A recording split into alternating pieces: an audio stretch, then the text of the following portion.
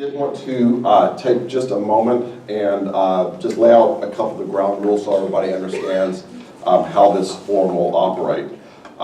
We're going to have obviously both candidates taking turns on answering questions. The way the questions will work is we will let each candidate answer for 2 minutes the question, and then let each candidate rebut the other candidate for 30 seconds each.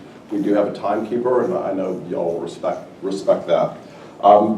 We're asking that no recordings be done today because the community college Richland College is doing a recording of their live streaming, and the entire contents of this will be available online, as well as we ask that people in the audience not cheer or clap or boo or anything like that, so that way we have more time to hear the candidates speak.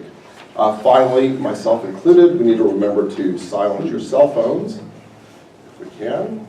And with that, I'd like to also just mention that we have a few other candidates here, and it's great that they're here just so you can engage with them. I see Lisa Libby Ryan is here, and I see Judge Douglas Lane is here, and John Creusot is also here, who of course will be in the next forum. But, so is Faith Johnson. Oh, and Faith Johnson. Hi, Faith. How are you? So thank you all very much for being here as well on this important event. I wanted to mention something I always find a little humorous, which is a quote from, and I'll paraphrase it, from Winston Churchill, which is, democracy is the best political system invented, democracy is the worst political system invented except for all the others that have been tried from time to time.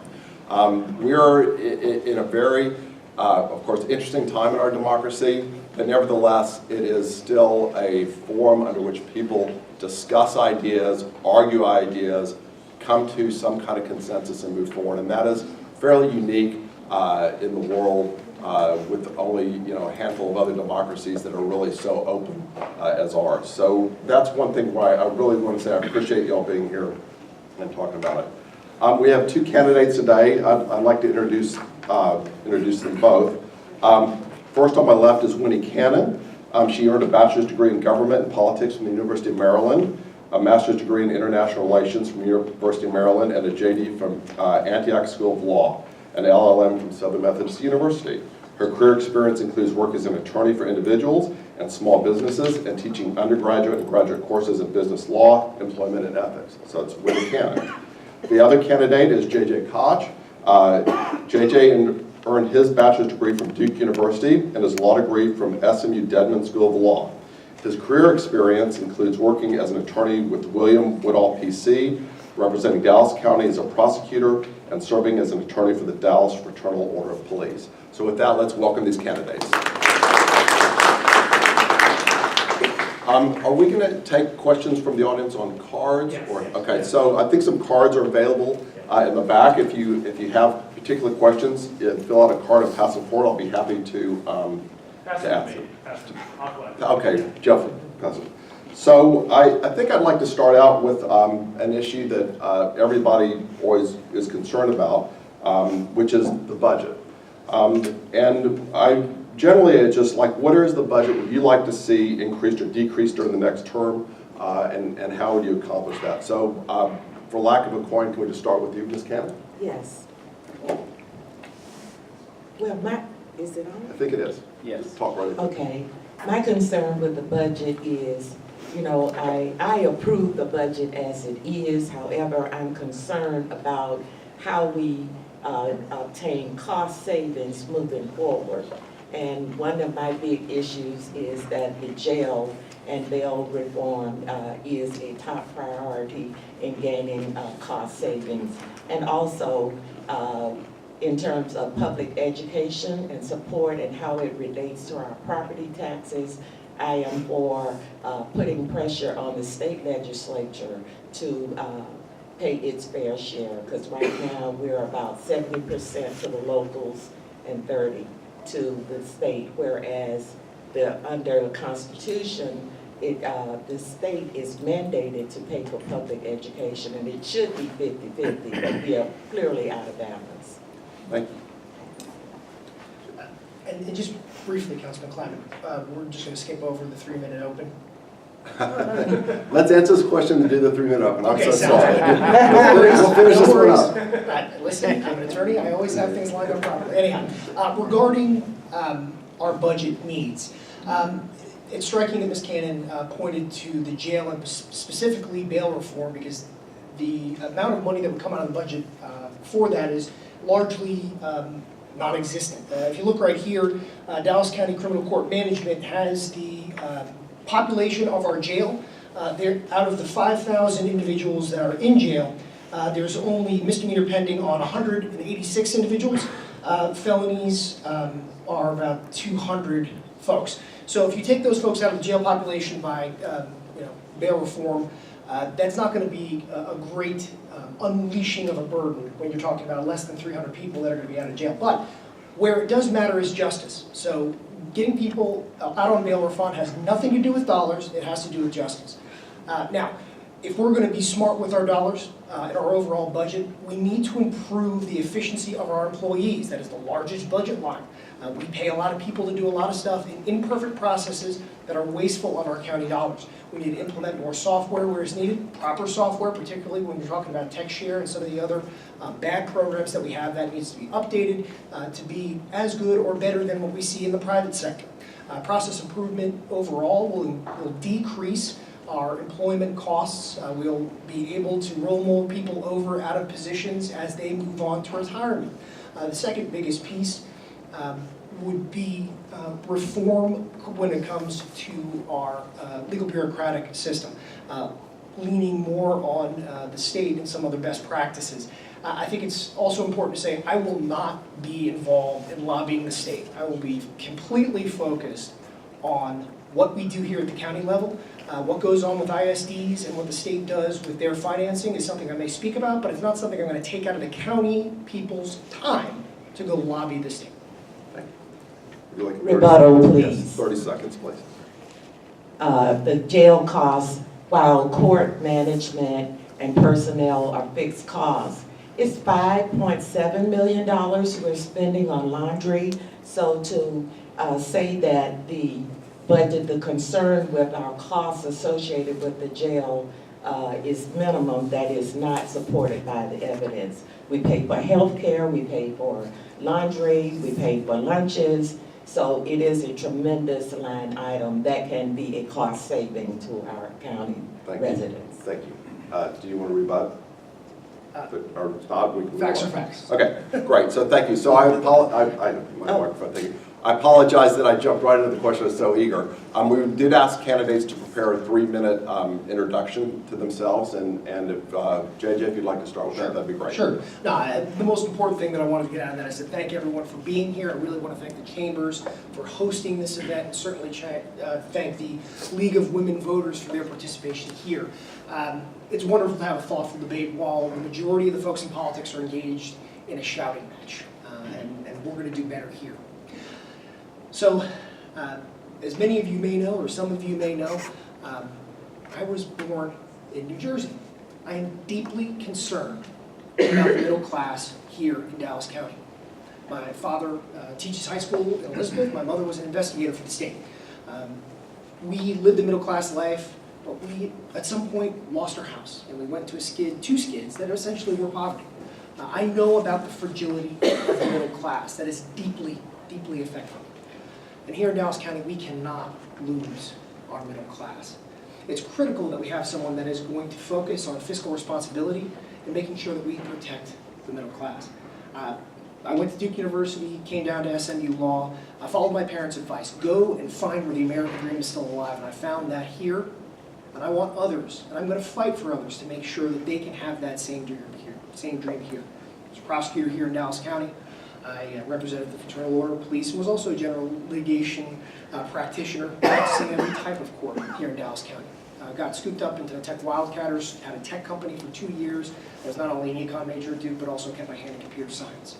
I then went on to Thomson Reuters and consulted Fortune 500 companies and government agencies, part of the leadership team for contract lifecycle management. I've made my American dream here. I have a house. My wife and I support a good life for our 2 children. It's critical that we keep that going. We need someone who's focused on fiscal responsibility, and that is exactly why I have the endorsement of the Dallas Morning News. If we're going to keep the middle class, we got to keep them safe. That's why I have the endorsement of the Dallas Police Association, the Dallas Fraternal Order Police, the Irving Fraternal Order Police, the Richardson Fraternal Order Police, and most importantly, the sheriff's officers. Now, I have a host of folks in business that are supporting me, a host of folks, mayors and city councilmen, 18 of them throughout the district because I have been in contact with them. And most importantly, I have the endorsement of Mike Cantrell and 5 individuals who have sat on that commissioner's court. They know that I have the chops to do the job. I am woven into this community. I've been serving it while in law school and after law school in 2005. And the community is woven into me. My friends, my family are here. I understand the deep tension regarding the loss of the middle class and the concern that we're going to have sputtering business growth if we see our other counties grow like they are continually around us. It is critical that we have someone that is woven into this community to hear our needs and execute small, responsive government. I'm an innovative person. I'm someone that believes in constructive conservatism, and I hope to have your support. Thank you. Ms. Cannon? Thank you again. I'm Wini Cannon, and I'm your candidate for Dallas County Commissioner's Court. I've been on the front line forever. I give about 250 hours pro bono service. I've served as a former municipal judge, and that's important even though it was left out of my introduction, because as a former municipal judge, part of my job was magistrating the jail. So I have firsthand knowledge about how that impacts lives in our community and our budget. I am moved here 18 years ago, and as you hear from my resume, I've been very well educated, not only from an academic standpoint, but being on the front line with the people. Now, I'm not only concerned with the middle class, but I'm concerned about every citizen in Dallas County. I'm concerned about all of the constituents, from big business, small businesses, churches, our whole community. We have a problem with poverty in our community, and we cannot ignore that. And what we need to do about that? We need to have livable wages and health care and opportunities for people to do better, because when our whole community is thriving, that certainly does affect our well-being in the county. Now, I wasn't endorsed by the Dallas Morning News because they said that they don't need another Democrat.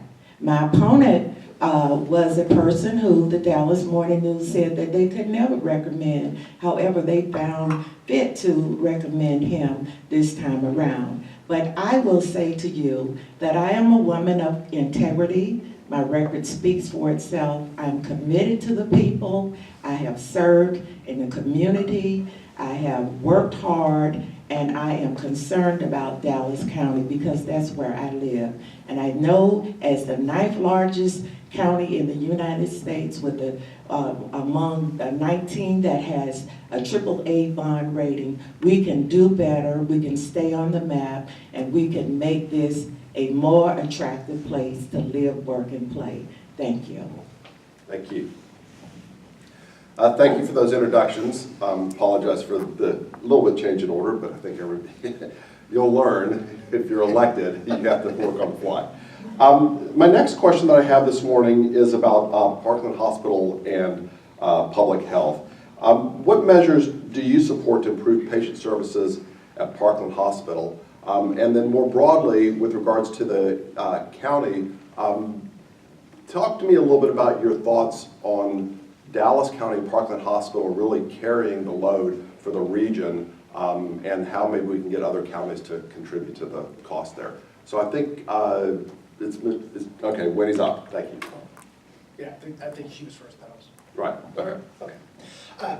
Regarding Parkland Hospital, the first and most important piece was largely relayed to me by an individual named Todd Furness, great venture capitalist, a guy that has merged many hospital systems and has seen the bottom line errors that are made in both public and private entities. And that really typically starts with purchasing. Again, when you're running any government entity, your biggest top line cost is employee costs. Those are largely fixed regarding Parkland. We can do better regarding purchasing for the county. We currently have the same or similar purchasing practices in Dallas County's general budget that we do in Parkland, and both of them are severely broken. They create tremendous distortions, and we end up spending entirely too much on that budget line. So we attack that second piece on the budget line and hopefully allow ourselves to employ more doctors rather than administrators to provide excellent care in the community. So that is the most important rubber meets the road issue when it comes to working on Parkland's efficiency. Thank you. Ms. Cannon?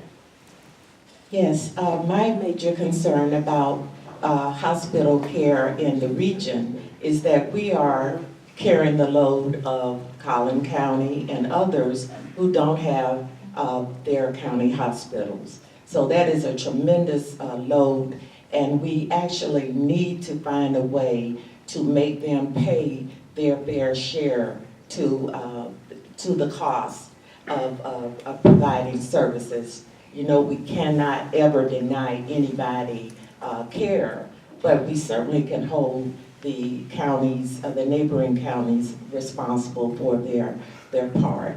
On a more practical, on another level, not so much more practical, is the signage in the hospital. Many times people are late for appointments because, you know, it's a huge facility, and you know, something as small as signage, and you're going to your apartment, could add to stress levels. So little small fixes like signage and using interpreters for people who are may not be English speakers to provide better care. So, but my big thing is I want everybody to pay their proportionate share. Great, thank you. Yes, please. Not so much a disagreement, but a reframing of the issue. So when county hospitals were created, they were created under 1920s circumstances, tuberculosis hospitals. We also didn't have the mass transportation that we do now. So the county hospital and the county indigency hospital is a bit anachronistic in that it expects the county to pay for it. And you don't expect people to come across borders to come to that county. So the state does have to do something about that. But listen, I'm a grinder. I'm someone who takes things practically. What we have to do, the single greatest thing we can do to try to alleviate some of those pressures and still take care of our folks is to have more community centers for Parkland, particularly in South Dallas, focused on specific disease types, heart disease, asthma, and breathing. Thank you. Thank you very much. Would you like to, any other on this issue? Yes, it's a very important thing because like Garland, the city of Garland did not have the tax basis to pay for their hospitals. So we have not only the cities that are associated with Dallas County, many don't have hospitals. So when you have neighboring counties who are adding to the load, that is a cost problem. So here again, let's start at the beginning of the game. We need people to have livable wages and jobs so that they can contribute to the system. Thank you. Thank you. Hold on to that because I think you're next. So another issue that's frequently discussed here in Dallas is poverty and homelessness. You cannot drive through almost any intersection in the city of Dallas without seeing either panhandlers or homeless encampments. I know from our perspective, the city of Dallas is working hard. How do you feel the county can help us help us with the balancing act between making sure that our homeless population is treated with dignity and hopefully a path to a home, but also protecting our citizens that live in these communities and live in these neighborhoods who, quite honestly, are frustrated at seeing so many homeless on the street. So, Winnie, you want to take that one? Yes. What I really would advocate is a collaboration between faith-based organizations, nonprofits, and others who take on the task of helping our homeless. We would be a partner. The county should be make this a priority because what happens is, you know, the homeless population is growing because most people in America are one paycheck away.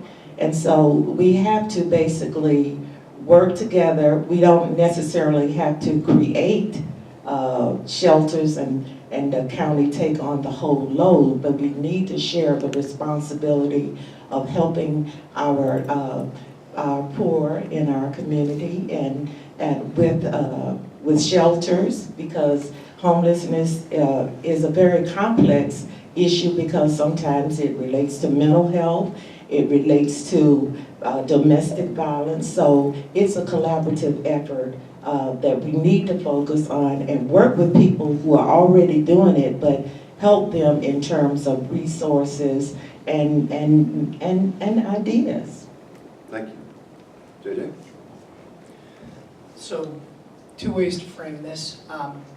One, firstly, one of my laser-like focuses on the middle class is because the middle class is the greatest generator of wealth, civic involvement, and the greatest entity for pulling people out of poverty. When you have individuals that are poor living by large middle-class populations, you see greater employment, you see greater opportunities. The civic involvement of the middle class tends to put pressure on local government agencies and so forth. So in that framework, it's important that we keep our middle class to help people come out of poverty. Now, my opponent has continually spoken in platitudes regarding homelessness is horrible. We all agree that, but you got to get down to the brass tacks. You got to do something. One of the major issues that we have is Garland will dump a lot of their homeless folks into our city center here in Dallas. And the homeless populations, when you take those censuses, largely exist around the center of Dallas.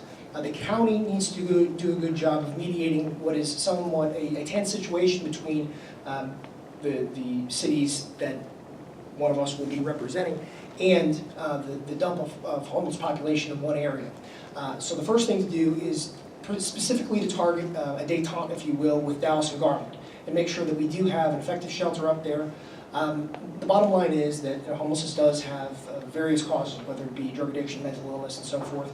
Those individuals will be in one of two places at some point, typically. They'll either be in our jail or under a bridge. So when they do come into contact with the criminal justice system, I have strenuously focused on major reforms regarding how we treat our mentally ill patients.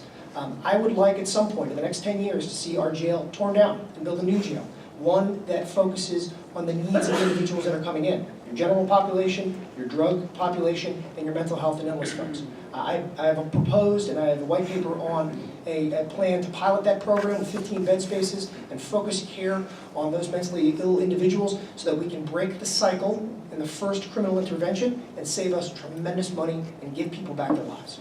Thank you. 30 seconds. Okay, we have to get ahead of the problem. I addressed the issue from what do we do with our homeless as they are here today. But education is the key. We need to basically give people opportunities in education so that they can have livable wages, good jobs. We have a program in Dallas, the Dallas Promise, where we identify high school students and we come alongside them for 3 years and they end up with the tuition-free education so that we need to give, if people have an answer, homelessness is a very complex issue, but if we support education so that people can have job security, that will be part of the answer. Thank you. And I think JJ has a... Is the mic cutting out, in and out? And is it difficult for everyone? Tilt it straight in like that. Okay. That's best. Okay. And I want to make sure everyone hears. No real rebuttal, I just want Okay, to the get mic. the mic Okay. Thank you very much. Okay, I think JJ is up next. The topic is transportation. Yeah. What are the main transportation issues you see in Dallas County, and how can we address them? Sure, and this is another opportunity to frame the larger debate. If we were sitting there in 2010 in a municipal position, in a county position, we would be focusing on horse trails. We would be focusing on how to clean manure out of streets. 5 short years later, Model T is rolling off production lines and causing a major disruption in cities and for governments. Now, a short 40 some odd years less than that later, the planning of the Eisenhower road system was put into place and executed there in the 50s. Now, we are in a time of incredible acceleration. It is not going to be 40 years until the government has to react to the new thing. We need someone who is innovative and can see around the corner when it comes to our transportation. It's going to be clear that autonomous vehicles will play a role in that. So the governments, and many of our governments, including the national government, is the largest landholder. Why? Well, not just because of national parks, because of the roads and easements that they own.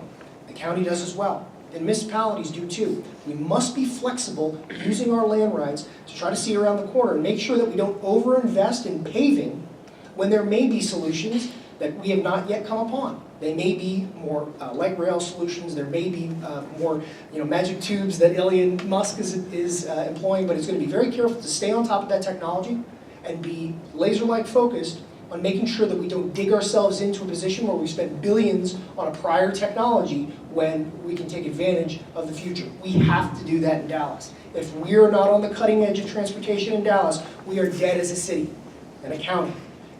The city of Dallas was created at a railroad crossroads. We are a vital link in transportation around the country, and we don't live without good transportation. If we're not on the forefront, and if we're not looking for the right answers here in Dallas County, we're in big trouble. I'm a large proponent of transit-oriented development, which means that we develop community retail space around existing rails. We have the Cotton Belt project that's in place now. We need to collaborate with the DART and businesses to bring, we can alleviate, everybody is not going to live in a transit-oriented development space, but that is something that we need to focus on because we need to have walkable cities. When we address the transportation issue, we also impact on the environmental issue because the emissions that are created when we build more and more roads, we have more and more cars on there. So when we have a situation where we can develop along existing rail lines, that will alleviate, that will be part of the answer. It's certainly not the whole answer because Texas is an energy state, and so it is to our benefit to have cars and roads and what have you. But what we need to do is invest in alternatives. We need to have walkable cities, and we can do that. And we need to basically improve transportation from the standpoint of the jobs are in the north, and many of the people who will work at those jobs live in the south, and they don't have viable means of transportation. So we need to address that issue. That is a full focus of addressing the transportation issue. Thank you. This is a prime example of not being able to see around the corner. Private industry and developers will decide whether or not it's best to continue to build on transit lines. But if we're faced with a situation where autonomous vehicles and no one no longer has their own vehicle, rather they just ride share or essentially hit a button to something come out, those rail lines become completely useless. So you have a density around a rail line, but it may not be convenient to where other people are working. The government playing a hand and trying to predict these types of things is absolutely dangerous and deadly, and that's when you get to overinvestment in the wrong things. I beg to differ on that issue. My son is an architect and he's a land use planner, and the trend, Is there two rebuttals? No, just one. Did you already have any thoughts? Yeah, there's only one rebuttal. I'm so sorry. Thank you. But I did want to continue on the transportation question, and I want to get much more granular at the District 2 level, to be quite honest with you. So, first of all, how does the county raise money for bridge and road projects, and is that a good thing or a bad thing? And how would you see allocating some of those funds right here in the district? is it my time? I think, did you go first on transportation? I So She went first. Yeah, So you're on, Okay. JJ. So on a granular level, District 2, our biggest transportation issue in District 2 has to do with east-west transportation. Garland has been clamoring for more roadway there on 635, largely because the city of Garland has the longest commute time, I think it's either 1 or 2, in the entire state of Texas, the longest average commute time. When you talk about affecting both poor and middle-class families, when you're away from your family on a 45-minute commute both ways, I mean, I remember that as a kid and how painful that was and what that means to raising children and what that means to a family's life. So it's critical that we get this thing right, particularly regarding east-west transportation. Now, more granularly regarding how we fund it, it comes out of the general fund from the road and bridge, so that comes from your property taxes. It is going to be critical that we make those dollars go further with good coordination between the municipalities. That has gone on for a long time, but we also need to have better coordination from the state. The state is very interested in paving large highways that go to greenfield development. They want to push more big roads up into Kaufman County and out all the way up to Prosper. And that's great for new tax dollar base, but it hurts us because we're getting paved over. And not unlike the situation with Robert Moses in Manhattan way back when, it's deteriorating our individual communities. So we're going to need someone that can stand up and fight and say, hey, listen, we may starve you from some pavement because we need to take care of our people. I am willing to make that stand. And the first priority, once we have the money and things that we need, is to increase better east-west transportation so we see greater commerce flow. People going to a restaurant in Rowlett when they live all the way over in Coppell. We do have a terribly cockamamie gerrymandered district put together by the Democrats that pack the Republicans all in one place.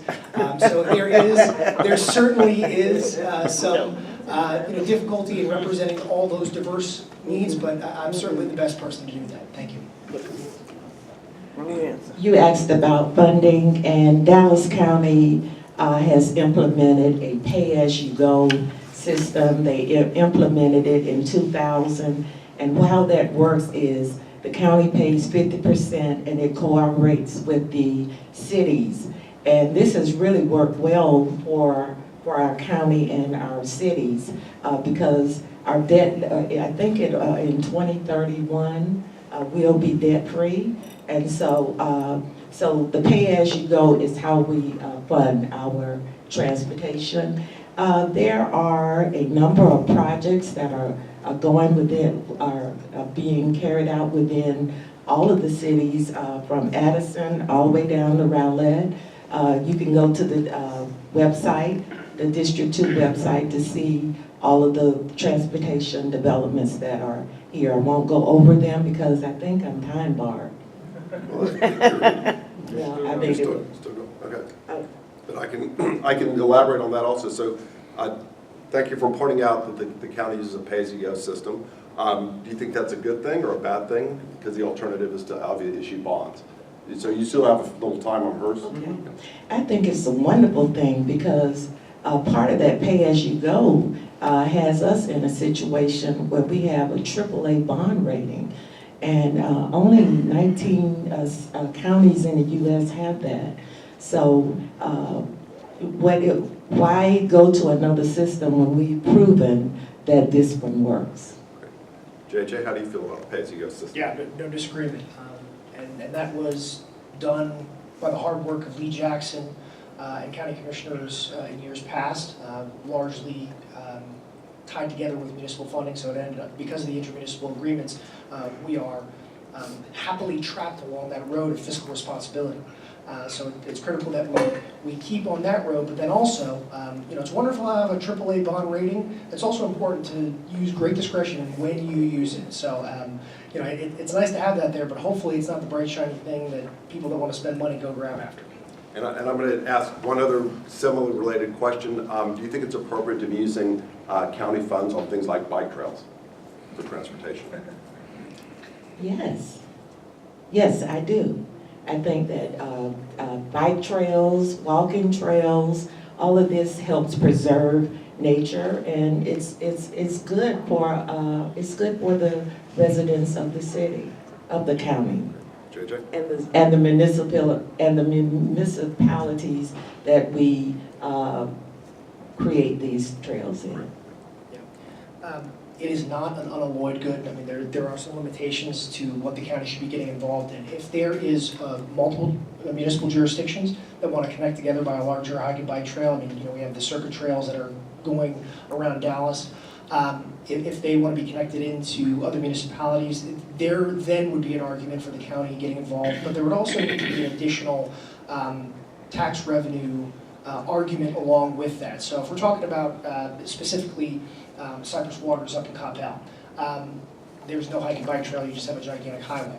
I know that there's more pressure to get those completed and tie into other hiking bike trails. That is a situation where I can identify, say, okay, there's good arguments that the municipalities can make to ask for some of our help. It is not our job to be in the forefront of that. We can act as in a supporting role, but municipalities need to make those decisions on how their folks want to live, play, and work. Great, thank you.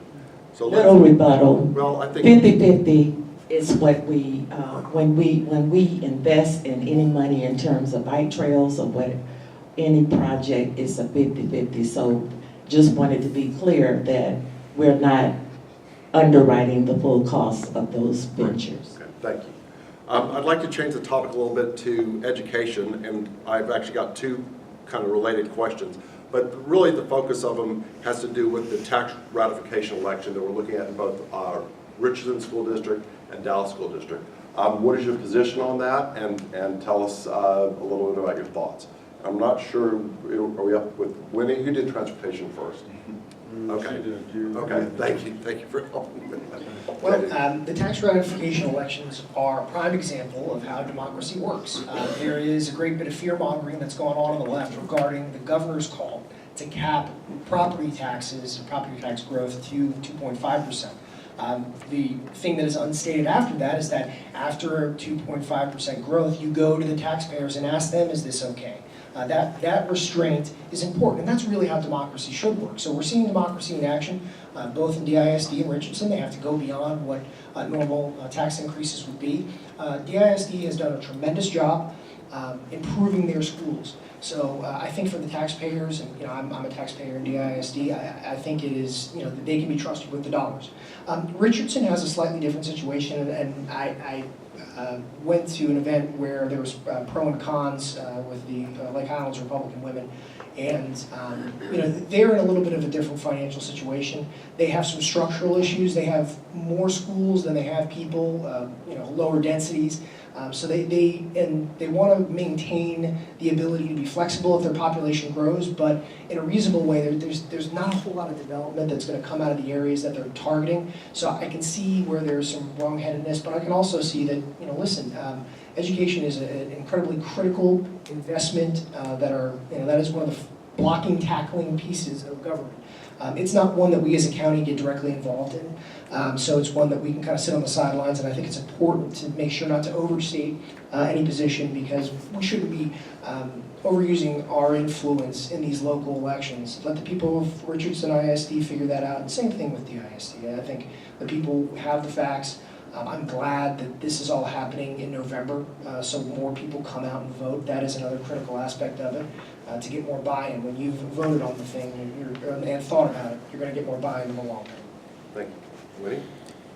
Well, at the onset, I said that public education is mandated by our Texas Constitution, and our state is simply not paying its equitable share of providing financing for public education, and that's forced these two districts to do a tax ratification amendment.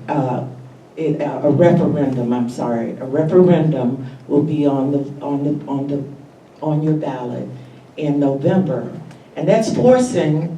What do you do? What do you do? Do you not pay for public education? Has the state basically abdicated its responsibilities, forcing taxpayers and our general population to pay more and more, as even when if the referendums are passed in both jurisdictions, the 13 cents that DIS is seeking, the district won't keep all 13 cents. The bottom line is, the more we pay, the more we have to give to the state, and the state is not refunding that money to public education. In fact, it's defunding public education, and it has a constitutional mandate to pay for that. But in the interim, we are, as citizens, we're going to pay. We're going to pay if we don't have fair and public education. We're going to be paying for public incarceration. So while the citizens will determine whether or not they get those tax hikes, we do know that education is a problem and it definitely needs to be financed. Well, thank you. We're running out of time, so I'd like to give each candidate another minute just to have some closing remarks, and then thank you very much for being here. So, Wini, you opened. So, JJ, do you want to start with your closing? Sure. Again, I want to thank everyone for being here. Thoughtful debate is clearly important. The differences between my opponent and I are pretty sharp on a number of issues. I'm not focused on ideas like a living wage. I mean, that unfortunately carries with a lot of $15 minimums and so forth, and it's not something the county gets involved in. The county should not involve itself in lobbying the state government on things that are not the basic blocking and tackling. My job as county commissioner is to handle the basic blocking and tackling, the granular pieces to lower the cost of government and improve its efficiency.